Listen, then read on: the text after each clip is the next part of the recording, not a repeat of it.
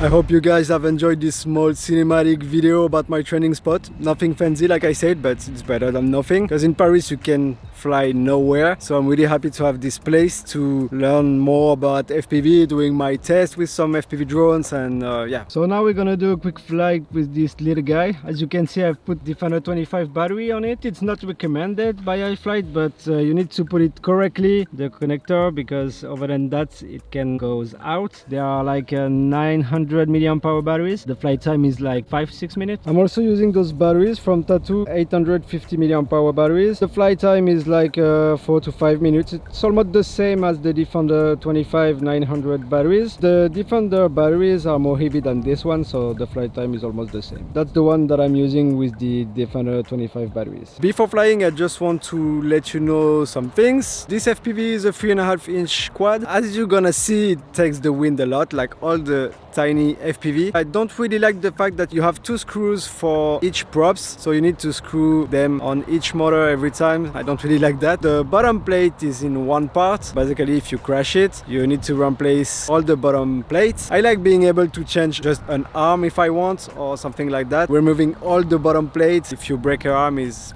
not really nice. I'm back home. I wanted to record my flight in real time and comment it, but I forgot to take my tripod, and also I had only my big microphone, which is on top of the camera, and no wireless microphone, so it was clearly not possible to do something decent with the good sound. I'm gonna show you one of my flight and comment it from here. As you can see, it was quite windy that day. You can directly notice a lot of vibrations. It's something that I've seen with this quad. There is a lot of vibrations every time when it's a bit windy, and I think it's normal because it's a tiny quad, so it's kinda like the Defender 25 or other tiny whoop. With this type of drones, when it's windy, even a little bit windy, you can directly feel the wind, the vibrations. Control of the quad is different because it takes the wind a lot, so the wind is gonna push you a lot depending on your position. And it's also because this quad is really light, so of course it's gonna take the wind a lot. But I've also noticed that after stabilization, even if there is a lot of vibrations, the stabilization is really great. No problem at all, no vibrations after stabilization like I had on my Evoque 6 inch with the TPU mount. So here it's also silicone mount. I was a bit scared to have a lot of vibrations and the same issues that I had with the 6 inch. At the end of the day, nothing, the stabilization works perfectly. iFlight says that you can fly this drone as a 5 inch, but yes, you can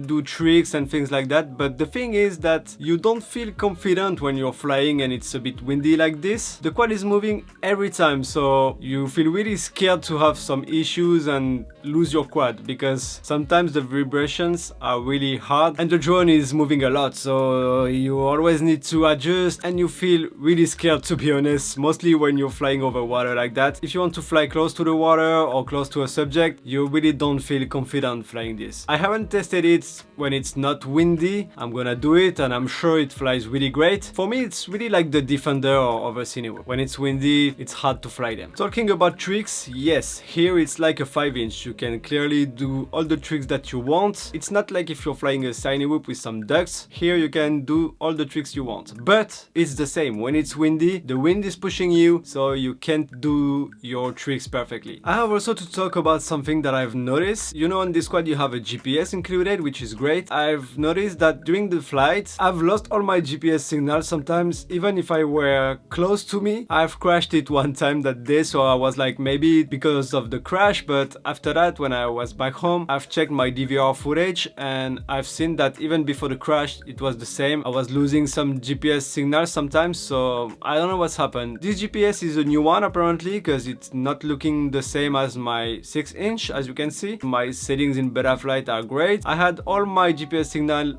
before taking off, and then during my flights sometimes it went down to 0 and then it come back to 9 GPS. But yeah, I've noticed that during my flights, so I don't know. Talking about crash, I had a big crash that day. I hit the mailbox full speed. I was like, okay, I think my quad is dead, but finally nothing happened to the quad. I was really surprised because I had only one pair of props. There is a few things on the carbon frame and also on the props, but I were able to fly all the rest of my batteries after, so it's perfect. I have to say that this little guy is pretty solid. Let's see what you have inside the box if you order it. So here I'm a bit disappointed because normally iFlight give you like 2 pair of props sometimes, but here you have only the drone, the Air Unit antenna of course, 1 battery pad, 1 pair of props, screw bag, and the Naked GoPro cable. That's why I was really scared when I crashed it, because I had only 1 pair of props. By chance nothing happened and I were able to fly again, so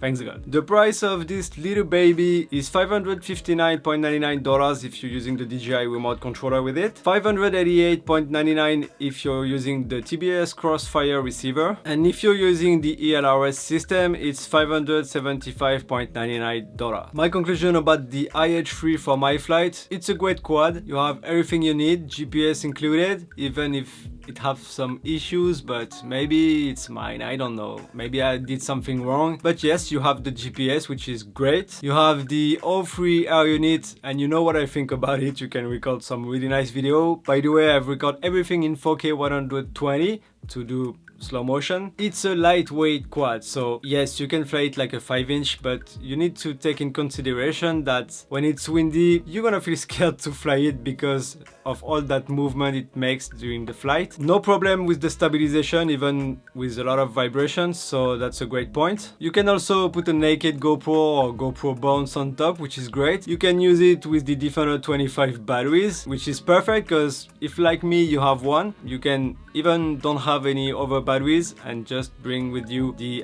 IH3 and the Defender out and flying with the same batteries for both quads, which is really nice. To be honest, if you are looking for a long range quad, I would prefer a 6 or 5-inch. I can't feel confident flying in the mountains or things like that with a small quad like this. There is always some winds in the mountains, or even not in the mountains, but in the mountains there is always some winds. I will definitely not feel confident, but it's not because of the quad, it's because it's really small. I will never going on a ridge with a Cinewhoop, so here it's not a Cinewhoop, but it's almost the same size, so yeah, no. That doesn't mean you can't make long distance with it. You definitely can. Keep in mind that when it's windy, it's gonna be a bit scary to fly it. I think this drone can be a good choice if you're starting FPV and you don't want to buy a big 5 or 6-inch quad, and it can be great to have some fun and work on your FPV skills like tricks or things like that. But for long range, to be honest, no. Because long range quad like 6-5-inch are really more heavy, so you have a lot more stability against the wind or in general. That's why I would never use a small quad like this for making long range. And also I'm a little bit sad that they didn't put some pads on the bottom. I put them myself. When you want to land or put your quad on the ground. You can damage the carbon frame easily if you don't have some pads on the bottom. It's a really good tiny FPV quad, but not when it's windy. You just need to keep that in mind. When I was under the bridge, for example, less wind, it was perfect. It just don't like the wind, that's it. The frame is a H frame, but to be honest, when I did some tricks, I didn't notice a huge difference compared to my 5-6 inch quads. I'm not a freestyle guy, so I'm not making a lot of tricks. I'm making some tricks for cinematic videos, but not like a real freestyler guy. That's why I can't really tell you if there is a huge difference compared to an X frame or things like that. I was able to do the tricks that I wanted, so that's fine for me. Thank you guys for watching. If you enjoyed the video, don't forget to give a thumbs up, subscribe to support my channel, and hit that bell to receive a notification for my next video. I wish you all the best, have a good day, good night, and I see you guys later. Salut!